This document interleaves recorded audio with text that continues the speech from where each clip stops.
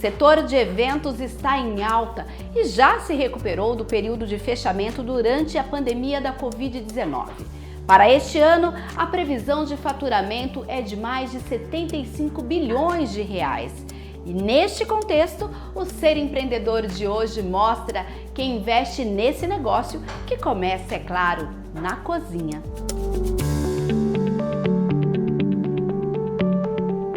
Dados da Abrafesta, a Associação Brasileira de Festas, a Associação Brasileira de Eventos Sociais, o mercado de festas e cerimônias movimentou 16,8 bilhões de reais em 2023 e está em crescimento contínuo neste ano.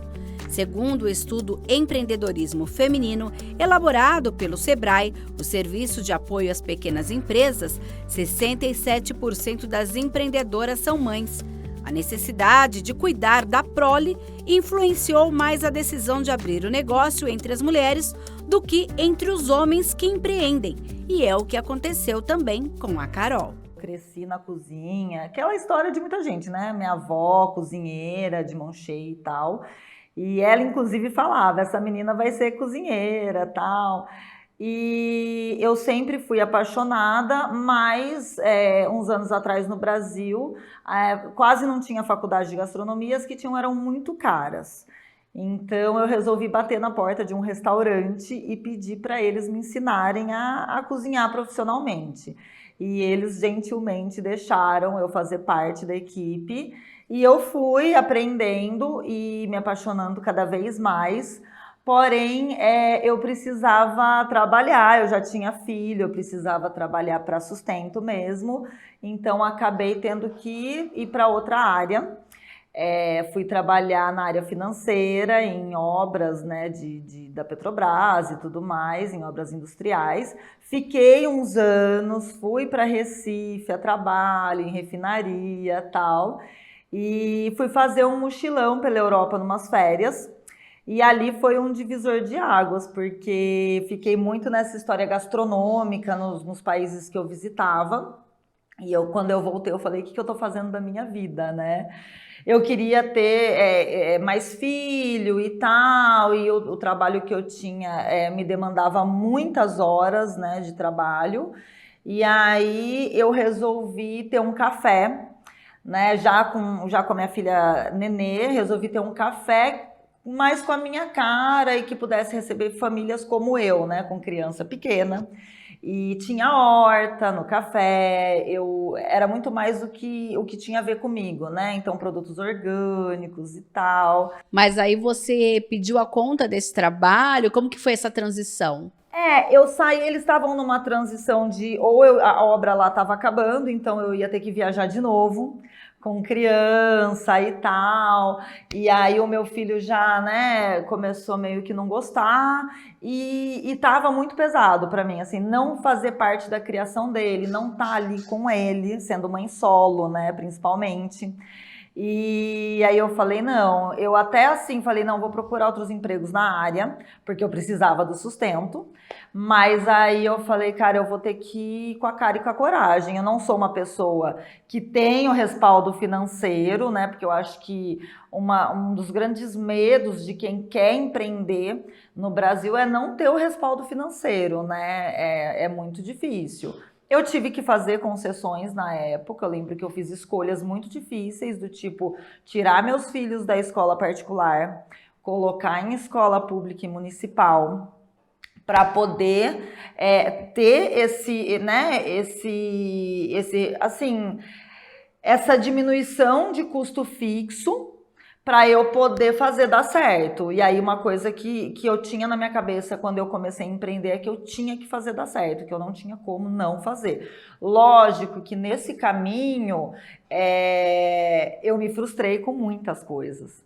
Porque no café que eu tinha espaço kids, não sei o quê, e eu achava que a minha filha ia crescer lá dentro comigo e tal, e que ia ser super tranquilo trabalhar e estar com ela, era meu sonho, né? o meu filho ia para lá, ficava lá comigo. E aí foi o momento, foi a primeira vez que eu tive que deixar minha filha em período integral na escola, por exemplo, porque estava ruim para mim e ruim para ela, né? Ali eu fui entendendo as dificuldades do empreendedorismo materno, né? Que a gente sempre acha, agora virei mãe, eu vou empreender, eu vou trabalhar em casa, eu vou não sei o quê, eu vou trabalhar com meu filho. E eu acho que é uma das maiores dificuldades, porque acaba que você nem consegue trabalhar direito e nem consegue atender a demanda da criança. E aí isso foi terrível para mim, né?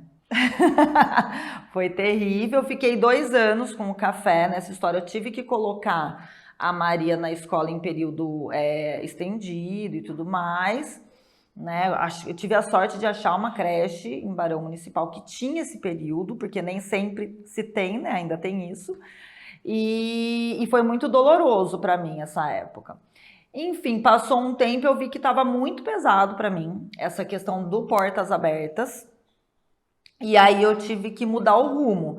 Eu já fazia alguns eventos dentro do café, já era uma meta minha fazer festas dentro do café e tudo mais, aproveitar aquele espaço para evento. E aí, quando eu fechei o café, eu resolvi focar só em eventos. Mas você já fechou com esse plano B?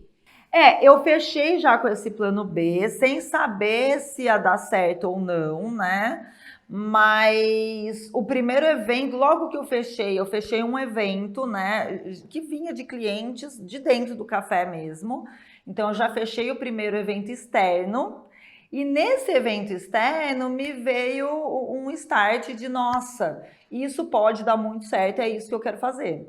Porque é um outro contexto, né? Você trabalha muito, mas você já trabalha com uma logística certa para aquele evento, você já está com o dinheiro certo, dá aquele evento na mão para fazer, então o risco de prejuízo é muito menor, né? Não tem tanto risco. Você fechou o evento, o dinheiro está ali, você vai fazer o evento com aquele dinheiro e vai ter, já sabe o retorno que tem.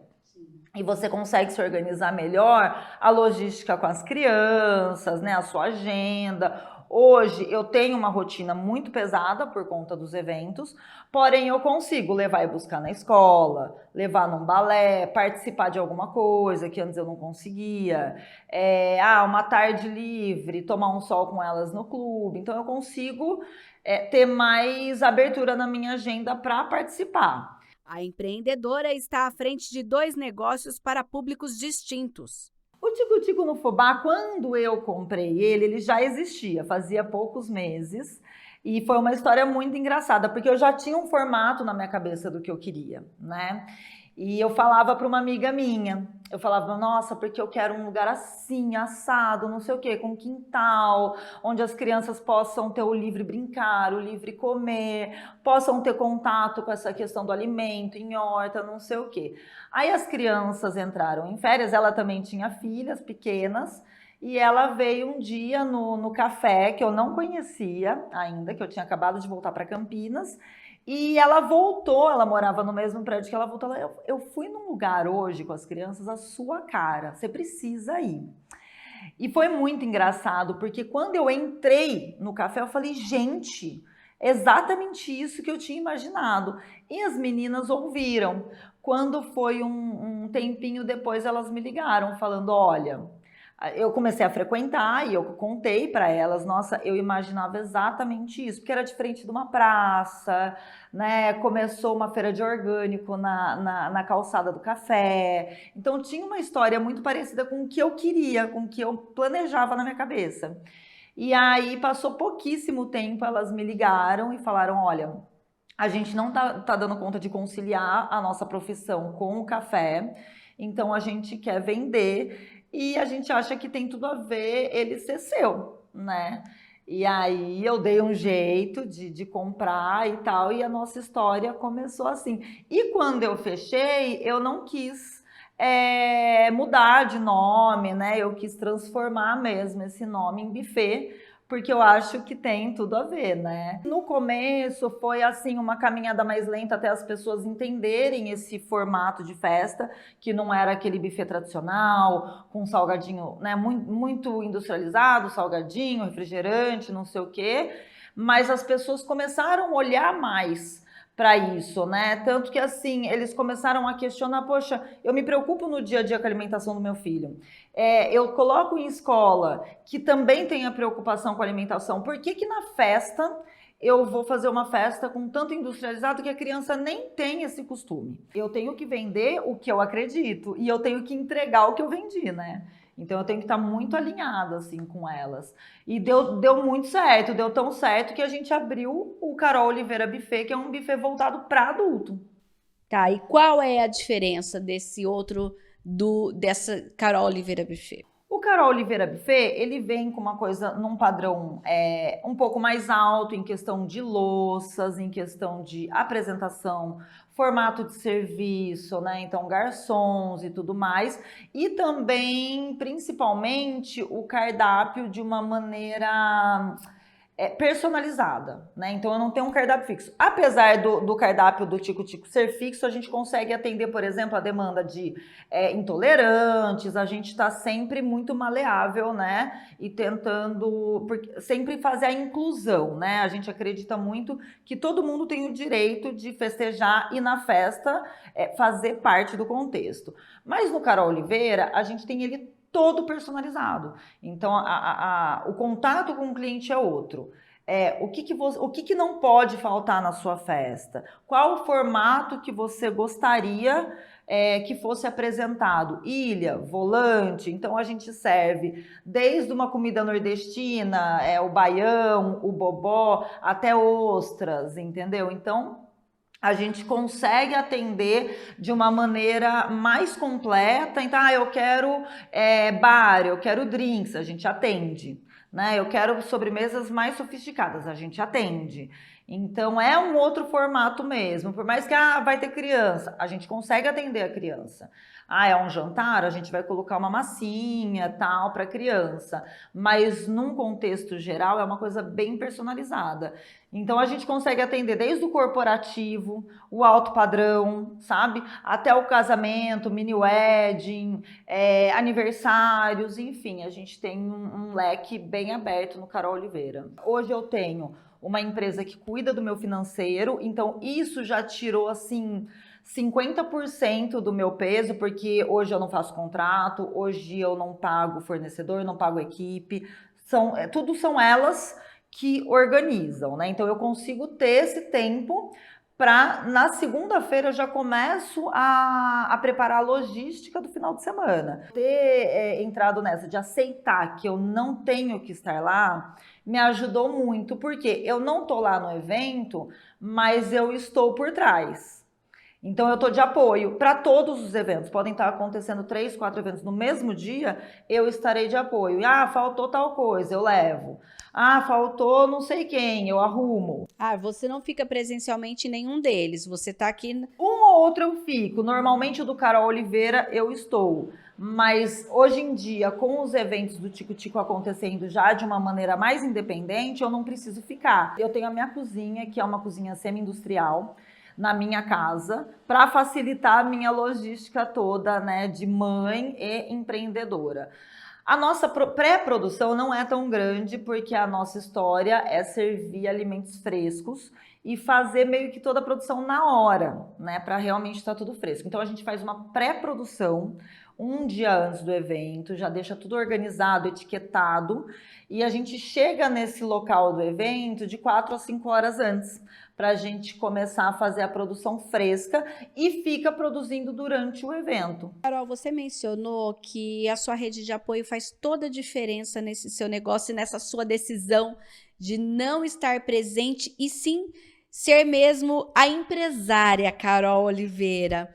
Você tinha pensado em tudo isso nessa trajetória desde o início? Como que é hoje você pensar nesse caminhar da Carol que hoje tem essa habilidade?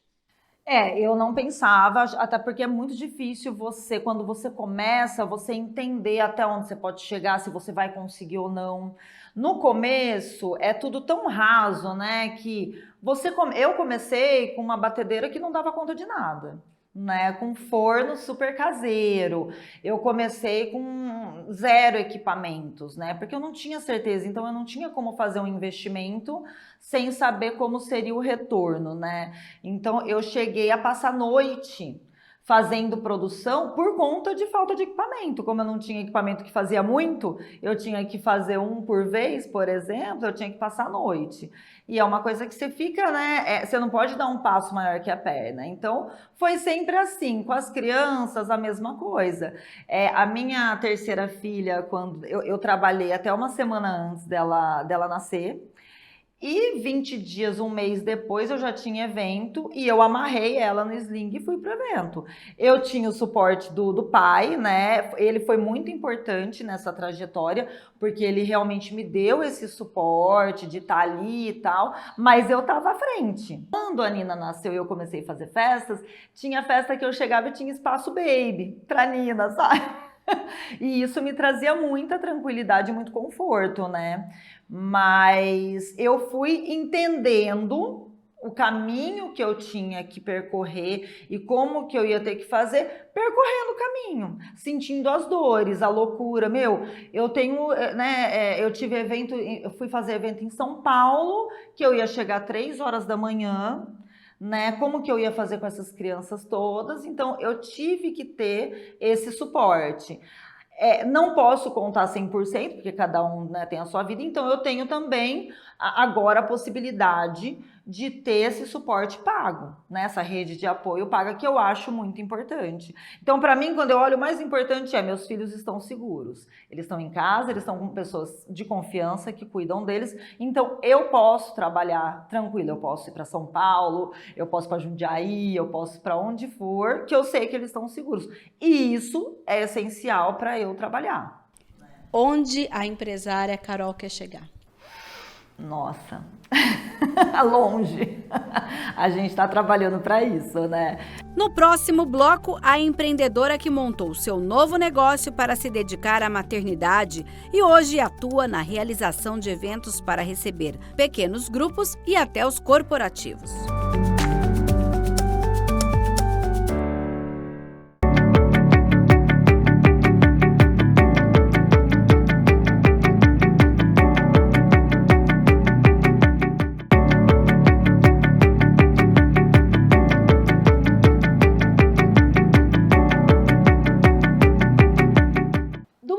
Que deve ser injetado ainda em 2024 no setor de eventos, 25 bilhões de reais são exclusivamente para a gastronomia.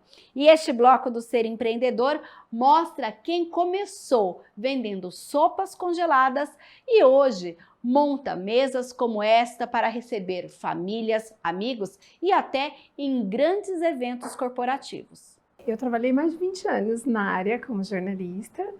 E daí, quando eu morava em São Paulo, quando eu voltei para Campinas, eu adotei meu filho, minha família cresceu e ele chegou com anemia.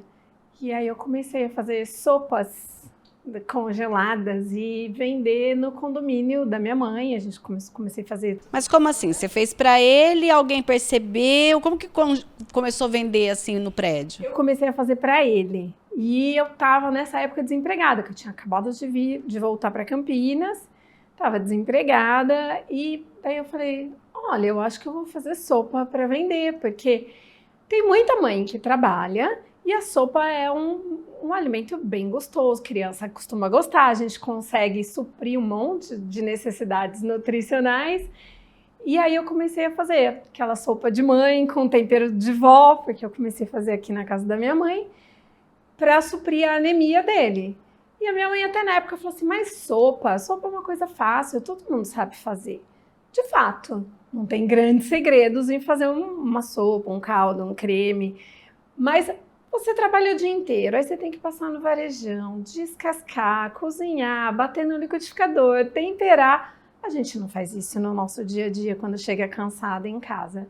Então eu comecei assim, comecei com 5 sabores de sopa, montei um kit que serviria para a semana, né, com 5 sabores, e hoje eu tenho... Divulgou onde na época? No WhatsApp do condomínio. Só no WhatsApp do condomínio. E hoje eu tenho quase 30 sabores de sopa congelada no meu cardápio. Depois da sopa, até porque quem está em casa está assistindo já falou, não estou vendo nenhuma sopa aí no fundo, não. Qual foi o próximo passo? Então, depois disso, eu comecei a ampliar um pouco esse cardápio de congelados, comecei a fazer algumas entradinhas, umas caponatas, e aí veio a pandemia. E na pandemia, eu continuei fazendo bastante sopa, mas começou uma demanda de outro tipo de comida congelada. Mas como assim? As pessoas perguntavam no grupo, você não faz isso, faz aquilo? E eu também comecei a perceber que as pessoas estavam em casa e trabalhando em casa ficava mais difícil ainda de fazer o almoço, de fazer o jantar. Então eu ampliei o cardápio e aí bastante gente começou...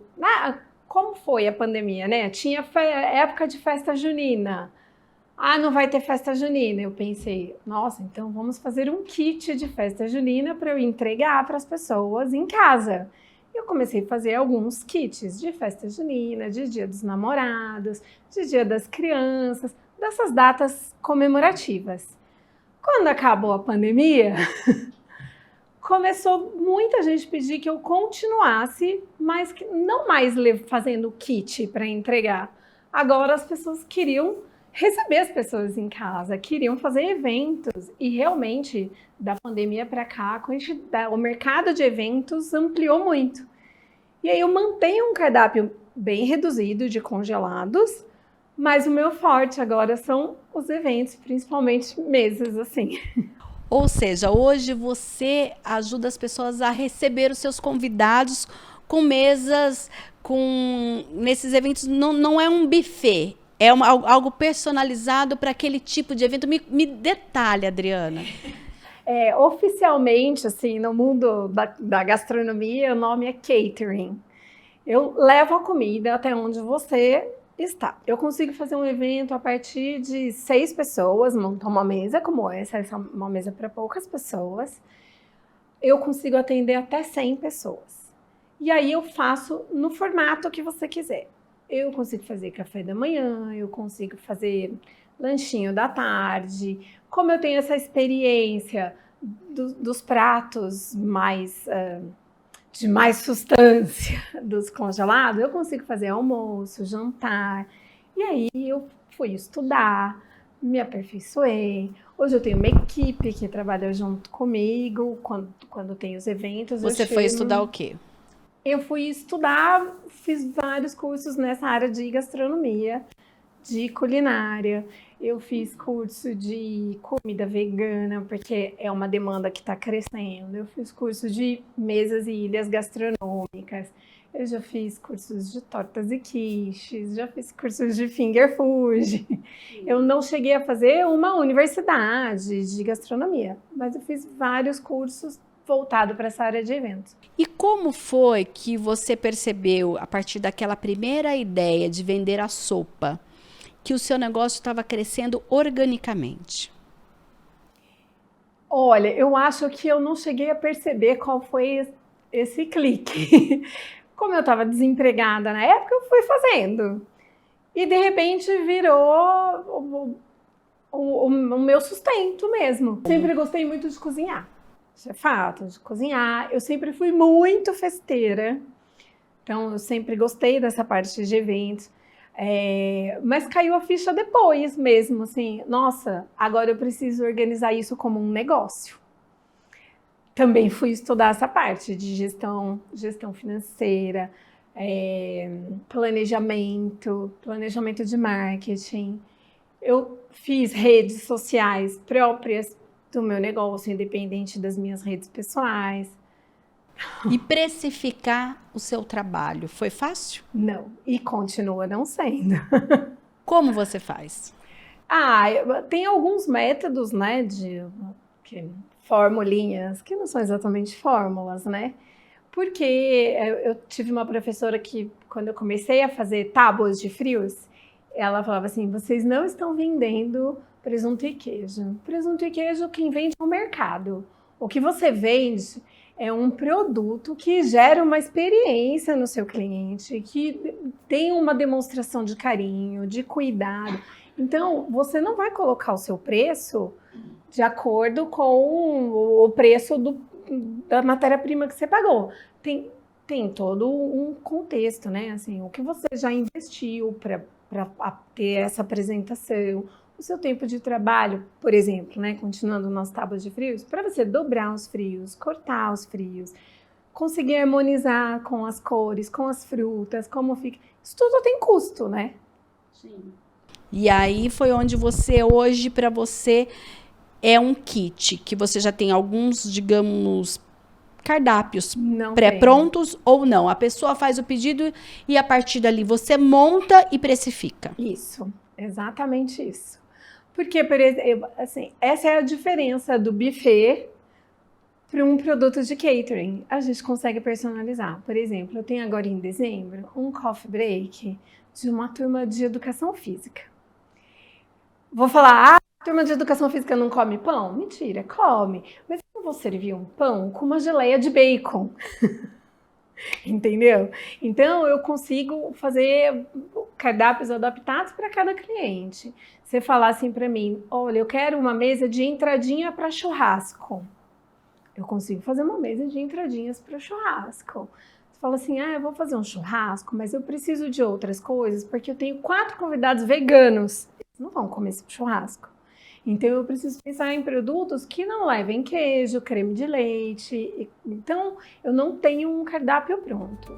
Receber bem as pessoas, sejam das famílias, dos amigos e até mesmo em confraternizações de grupos e empresas e fazer com que esses encontros sejam especiais. Para essa mesa que hoje faz parte do nosso cenário, hoje, quanto custa essa mesa?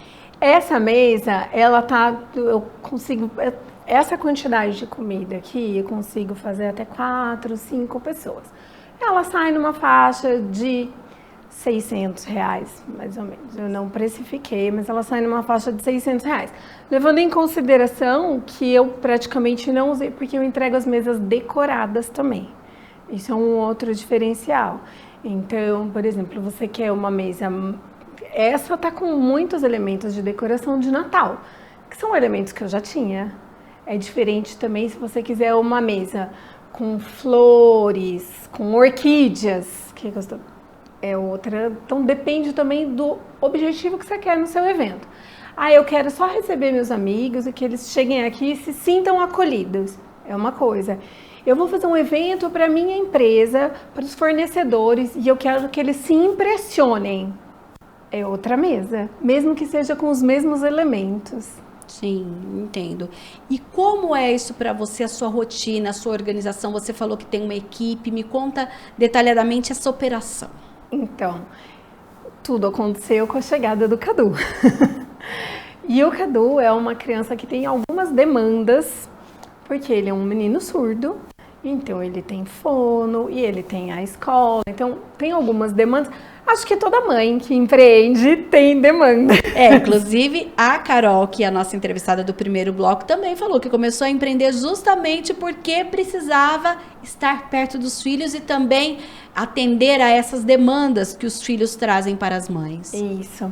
Então, esse também é um trabalho que eu consigo muita flexibilidade de horário. Então, eu consigo dar a atenção que o Cadu precisa e fazer compras em horários alternativos. Você disse que fez cursos de gestão de negócios e hoje essa questão financeira está bem clara para você ou ainda aquela mistura do caixa pessoal com caixa profissional? Pois é, né? Eu acho que esse é um problema tão grande de quem empreende, né? Tem bastante mistura, infelizmente.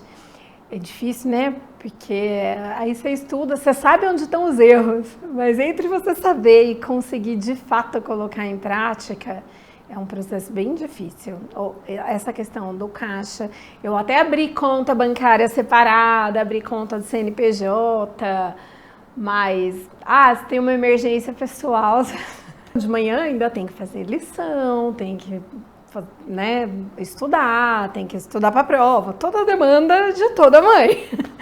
E então, assim, é um trabalho que eu consigo ter bastante flexibilidade, eu consigo ir fazer compras em horários alternativos, né, dos horários de empresa, e eu consigo também fazer coisas na minha casa, aí eu mantenho. Aqui na minha mãe a gente tem 2 freezers, na minha casa eu tenho mais um, então a gente divide algumas coisas, alguns pré-preparos eu consigo deixar pronto, mesmo que não tenha uma demanda para aquele evento. Tem um canapé de creme de gorgonzola com damasco. Esse é um que sai bastante e eu faço ele em vários formatos. Eu faço como canapé, eu faço como terrine, eu faço com uma camadinha em vidros. Então, eu faço ele em vários formatos. O damasco, a geleia de damasco, eu consigo deixar pronta, pré-preparada. E qual é a sua expectativa, então, para 2025? Ai, 2025. Esse ano, com essa demanda da mudança da escola, eu precisei mudar um pouco do meu planejamento. Mas pretendo retomar o que eu tinha planejado para 2025. Eu quero intensificar os coffee breaks, porque são coisas que eu consigo fazer durante a semana e também costumam ser em horários alternativos, né? Normalmente não é à noite o coffee break. Então, eu quero intensificar os coffee breaks e manter os eventos sociais, que são mais de final de semana. Quando tem mais de um, a gente acaba dividindo a equipe. Minha mãe, que está comigo desde o começo, vai para um e eu vou para outro. Eu também tenho algumas pessoas da minha equipe que já são muito de confiança, já deixei eventos na mão delas sozinhas. Então, é isso.